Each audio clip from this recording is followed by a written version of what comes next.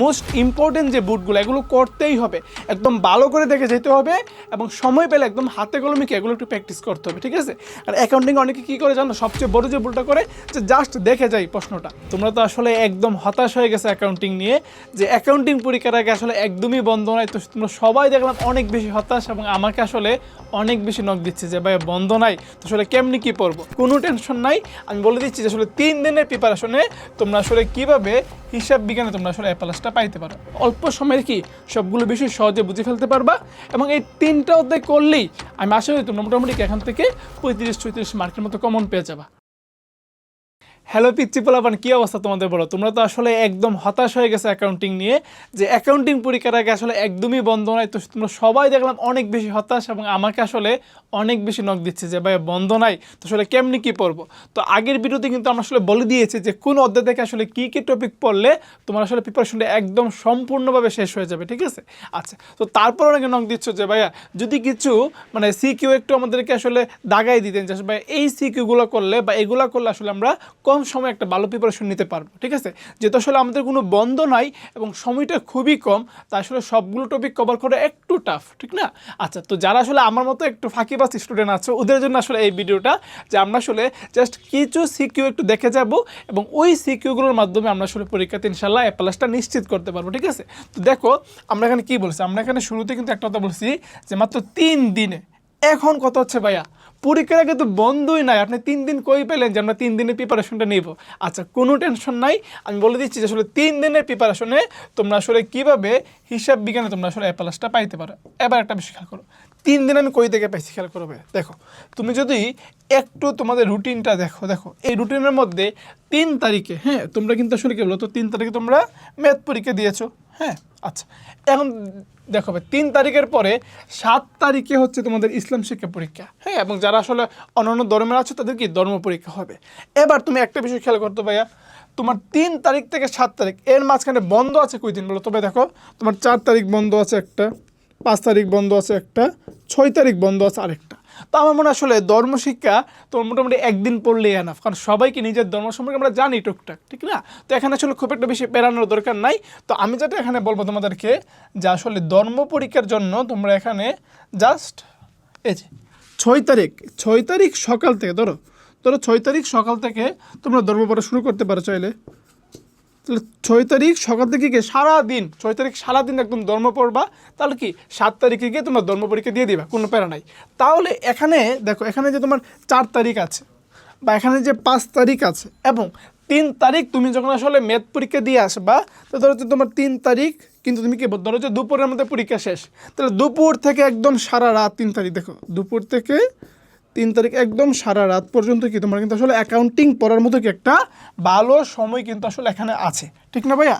তো আমাদের এখানে তুমি মোটামুটি কি হাফ ডে পাচ্ছ, মানে অর্ধেক দিন পাচ্ছ, হাফ ডে। আর এখানে পুরো 4 তারিখ অ্যাকাউন্টিং পড়তে পারবা, পুরো 5 তারিখ অ্যাকাউন্টিং পড়তে পারবা, ঠিক না? তাহলে এখানে হাফ ডে। আর ধরো যে তুমি এখানে যে কৃষি শিক্ষা পরীক্ষা কি তুমি কৃষি শিক্ষা পরীক্ষা তুমি দিয়ে আসবা ধরো 12 তারিখ দিয়ে আসার পরে তারপর এখানে ধরো যে আরও হাফ ডে আছে না, আরও হাফ ডে আছে, হ্যাঁ এখানে আরও হাফ ডে আছে। দেখো তো সব কিছু মিলাই আমরা আসলে কি মোটামুটি 3 দিন সময় পাচ্ছি অ্যাকাউন্টিংয়ের প্রিপারেশন নেওয়ার জন্য। তুমি চাইলে আরেকটা বিষয় করতে পারো, ধরো যারা আসলে কৃষি মোটামুটি পারো, দেখো এখানে 10 তারিখে কিন্তু আসলে কি বলতো কৃষি পরীক্ষা না, 10 তারিখ হচ্ছে তোমার ফাইন্যান্স পরীক্ষা দেওয়ার পর দেখো 11 তারিখ বন্ধ আছে। তো তোমরা চাইলে যে আমি 11 তারিখ ফুল ডে কী পড়বো, কৃষি পড়বো, এটা করতে পারো। অথবা চাইলে 10 তারিখ দুপুর থেকে রাত পর্যন্ত তোমরা কি চাইলে একটু অ্যাকাউন্টিংটা দেখতে পারো, ওকে? আচ্ছা, তার মানে ধরো যে মোটামুটি আমরা ধরে নিচ্ছি যে আমার হাতে 3 দিন বা 3 দিনের কিছুটা বেশি সময় আছে। তোমরা ধরো 3 দিন ধরে নিলাম। এখন এই 3 দিনের মধ্যে আমরা আসলে পুরো অ্যাকাউন্টিং কখনোই রিভাইজ করতে পারবো না, কারণ অনেক সৃজনশীল, অনেক ব্যতিক্রম নিয়ম, কখন কোনটা আসে আসলে কেউই জানবে না, ওকে? তো এক্ষেত্রে আমরা যে বিষয়টা করতে পারি, তোমাদের সবার রিকোয়েস্টে প্রত্যেকটা অধ্যায়ের উপর আসলে কোন বুটগুলো সলভ করলে তোমাদের এই প্রিপারেশনটা খুবই অল্প সময়ের ভিতরে একটা ভালো প্রিপারেশন নিতে পারবা, ওইটা আসলে আমরা এখানে নিয়ে আসছি। খেয়াল করে দেখো, তো আমাদের কি ফার্স্ট হচ্ছে অধ্যায় 2, ঠিক না? দেখো অধ্যায় 2 হচ্ছে কি লেনদেন। তো লেনদেন আমরা আসলে 2টা ভাগে ভাগ করছি। একটা হচ্ছে একদম মোস্ট ইম্পর্টেন্ট যে বুটগুলো এগুলো করতেই হবে, একদম ভালো করে দেখে যেতে হবে এবং সময় পেলে একদম হাতে কলমে কি এগুলো একটু প্র্যাকটিস করতে হবে, ঠিক আছে? আর অ্যাকাউন্টিং অনেকে কী করে জানো, সবচেয়ে বড় যে ভুলটা করে যে জাস্ট দেখে যাই প্রশ্নটা, উত্তরটা দেখে গেলে হবে না, কারণ দেখে গেলে তুমি পরীক্ষা হলে গিয়ে কীভাবে গড়টা করতে হবে, ছকটা করতে হবে, অনেক কিছু ভুলে যেতে পারো। এর জন্য আমি বলবো যে এখানে মোস্ট ইম্পর্টেন্ট দেখো সবচেয়ে গুরুত্বপূর্ণ যে এগুলো আছে, হ্যাঁ দেখো এখানে সবচেয়ে গুরুত্বপূর্ণ, এই সবচেয়ে গুরুত্বপূর্ণগুলো অবশ্যই চেষ্টা করবা যে হাতে কলমে করে যাও। দেখো এখানে কি আছে বলতো, Dhaka board 2024, Comilla board 2024, Mymensingh board 2024 এবং ঢাকা বোর্ড 2023। ঢাকা বোর্ড 2023-এ তোমার 2টা প্রশ্ন আসছিল শুধুমাত্র এই অধ্যায় থেকে। তো 2টা প্রশ্নের মধ্যে যে প্রশ্নটার উদ্দীপকের জনাব পলাশ আছে, হ্যাঁ, ওইটা তোমরা করে যাও, এটা খুবই ইম্পর্টেন্ট, ঠিক আছে। জনাব পলাশ যেখানে আছে ওটা কি খুবই ইম্পর্টেন্ট, এটা করে যাবা। আর যদি সময় পাও এখানে তোমার আরও কি তোমার 3টা প্রশ্ন আছে, যে Barishal board 24, Dhaka board 23, Rajshahi board 23 এবং রাজশাহী বোর্ডে কি সেমভাবে 2টা কোশ্চেন আসছে। সুতরাং যেটা হচ্ছে এবিবি এন্টারপ্রাইজ, ওইটাকে তোমরা একটু দেখা যাবা, যদি সময় পাও এক নজর একটু কি চোখ বলাই যাবা। তাহলে এটা হচ্ছে আমাদের দ্বিতীয় অধ্যায়ের একদম এক্সক্লুসিভ একটা কি বলতো একটা অ্যানালাইসিস, যার উপর ভিত্তি করে তোমার পরীক্ষায় অবশ্যই 100% বলে দিলাম যে এখান থেকে কমন আসবে ইনশাল্লাহ, ঠিক আছে। আচ্ছা, এবার দেখো আমাদের তৃতীয় অধ্যায় দুতরফা দাখিলা পদ্ধতি। আমি একদম ভালো করে বলে দিচ্ছি, যারা আসলে অ্যাকাউন্টিং কিছুই পড়ো নাই তাদের জন্য আসলে এই অধ্যায়টা অনেক উপকার আসবে, কারণ অধ্যায়টা খুবই সহজ, খুবই ইজি একটা অধ্যায় এবং অল্প সময় লাগে আনসার করতে। ধরো মাত্র 10 মিনিটে তুমি পুরো সিকিউ আনসার করতে পারবা, 10-এ 10 পাবা, ঠিক আছে। দেখো আমি জাস্ট এখানে তোমাদেরকে 4টা সিকিউ বলবো, এই 4টা সিকিউ ভালো করে প্র্যাকটিস করে যাবা, দেখো এর বাইরে কোনো কিছু আসবে না। দেখো এখানে কি বলছে বলতো, সবচেয়ে গুরুত্বপূর্ণ 4টা সিকিউ আছে। দেখো কি বলছে এখানে, প্রথম আছে আমার ঢাকা বোর্ড 2023। এখন এই ঢাকা বোর্ড 2023-এ 2টা কোশ্চেন আসছিল। তা দেখো তার মানে কিন্তু এমনও হইতে পারে কখনো যে এই অধ্যায় থেকে 2টা কোশ্চেন চলে আসতে পারে, 2টা সিকিউ চলে আসতে পারে। এর মধ্যে মিস্টার রাহুলের যে সিকিউটা ছিল, হ্যাঁ, ওইটা তোমরা একটু ভালো করে পড়বা। তারপরে দেখো তোমার যশোর বোর্ড 2024-এ আসছে, চট্টগ্রাম বোর্ড 2024-এ যেটা আসছে ওইটা পড়বা, এবং ময়মনসিংহ বোর্ড 2021 সালে একটা কোশ্চেন আসছিল এবং ওই ক্ষেত্রে ময়মনসিংহ বোর্ডে 2টা কোশ্চেন আসছিল। তো যেটা হচ্ছে জনাব শরীফ সিকিউ, ওটাকে তোমরা একটু ভালো করে দেখে যাবা এবং একদম হাতে কলমে করবা। আর ধরো কিছু আছে একদম এক নজরে একটু হালকা যদি সময় পাও এগুলো করা, মানে মোস্ট ইম্পর্টেন্টগুলো আগে সলভ করবা, আগে ভালো করে বুঝবা, তারপর যদি সময় পাওয়া যাও তাহলে এই বিষয়গুলো একটু চোখ বলে যাবা, যে রাজশাহী বোর্ড 2023, কুমিল্লা বোর্ড 2023 এবং যশোর বোর্ড 2022, এখানে তোমার ডাবল কোশ্চেন আছে, যেটা হচ্ছে জনাব কামালের কোশ্চেন, ওটাকে তোমরা একটু ভালো করে দেখে যাবা, খুবই সিম্পল, ওকে।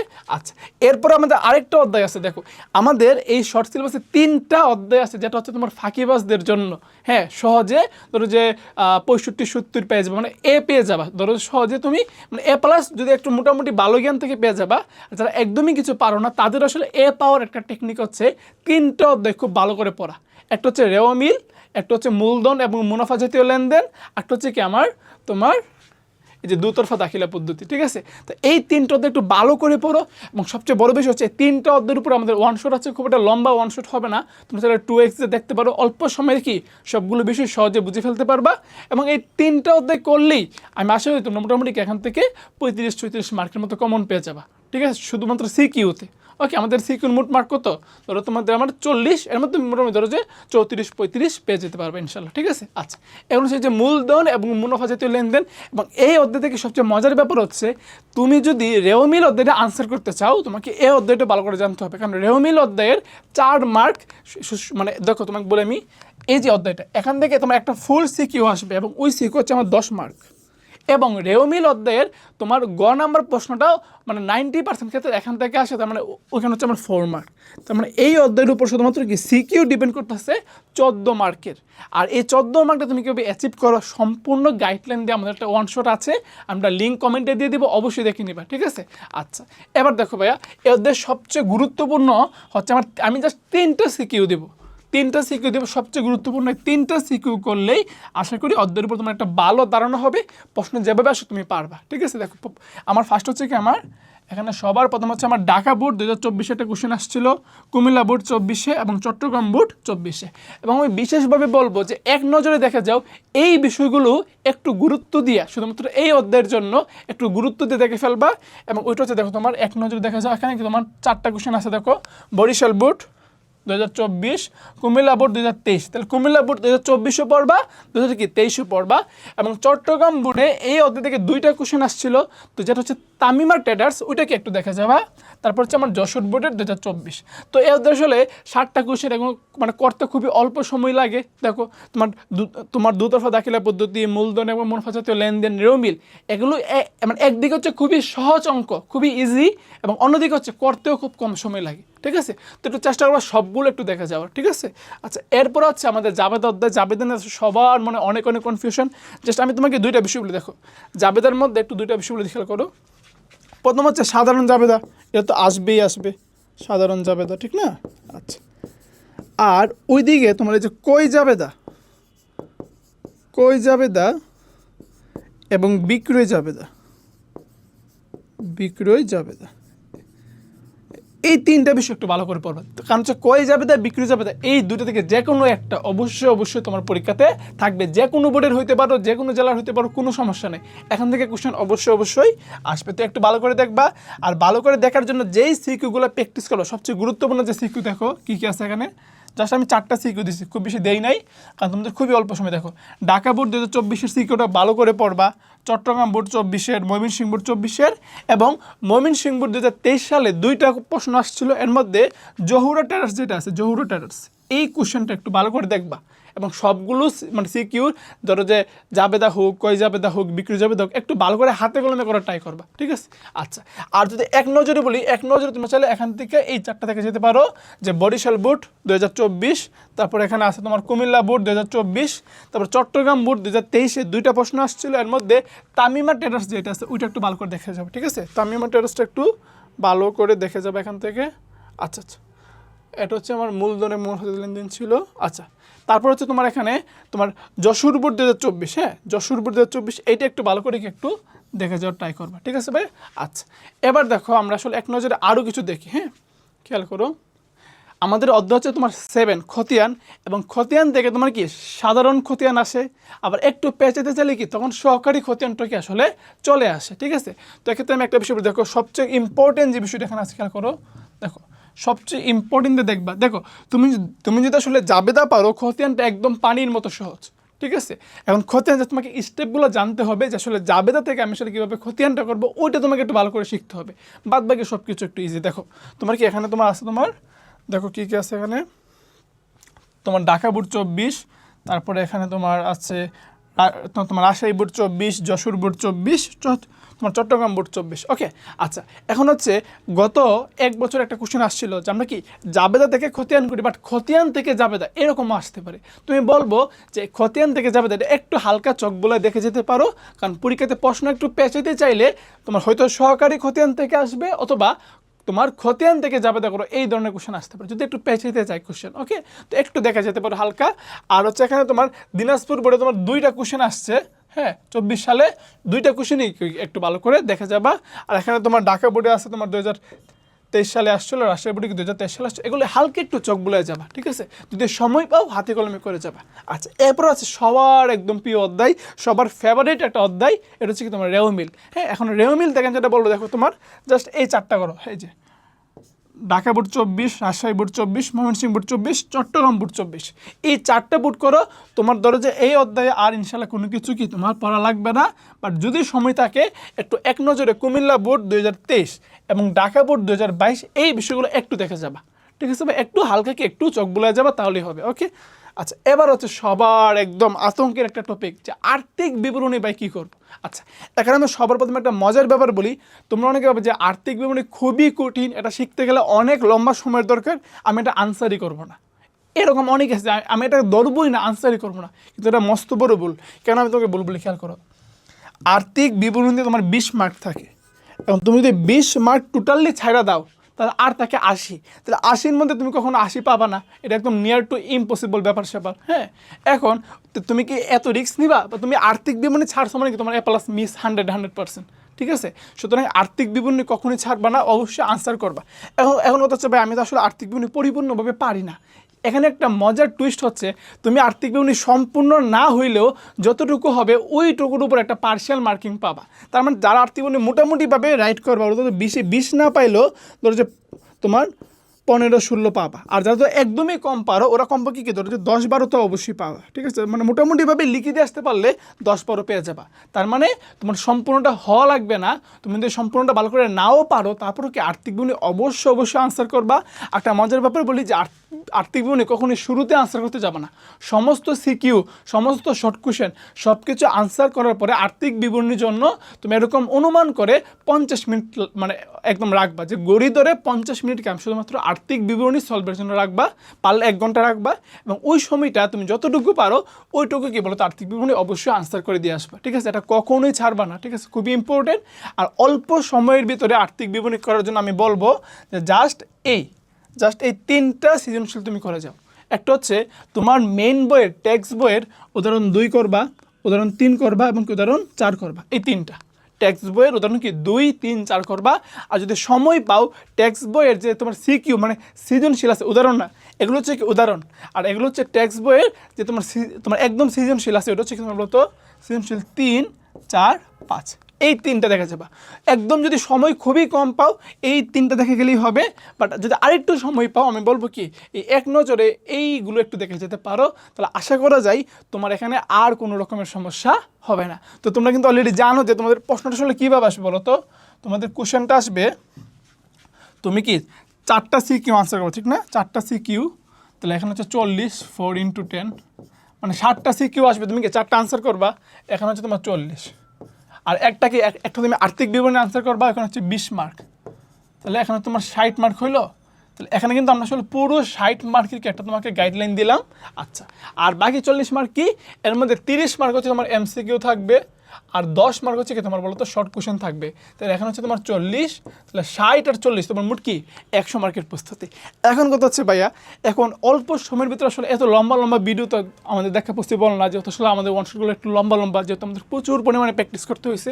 তো যদি তোমরা চাও আমরা আসলে খুব শীঘ্রই যে জাস্ট একটা ওয়ানশট দিব, তোর যে ওয়ানশট হতে পারে সর্বোচ্চ তোমার 10-12 ঘন্টার হতে পারে বা আরও কমও হতে পারে। একটা ভিডিও দিব তোমাদের শর্ট সিলেবাসের সবগুলো অধ্যায়ে যা যা পড়া দরকার, সিকিউ সলভ করার জন্য যা যা জানা দরকার, প্রত্যেকটা বিষয় ইনস অ্যান্ড আউট জাস্ট একটা ভিডিওতে কভার করে দিব যদি তোমরা আসলে চাও। তো আসলে কে এই অ্যাকাউন্টিংয়ের উপর একটা সম্পূর্ণ ফুল ওয়ানশট পাও যে আপনার 7টা অধ্যায় কভার করে দেবো একদম A to Z, তাহলে অবশ্যই কমেন্টে জানাবা।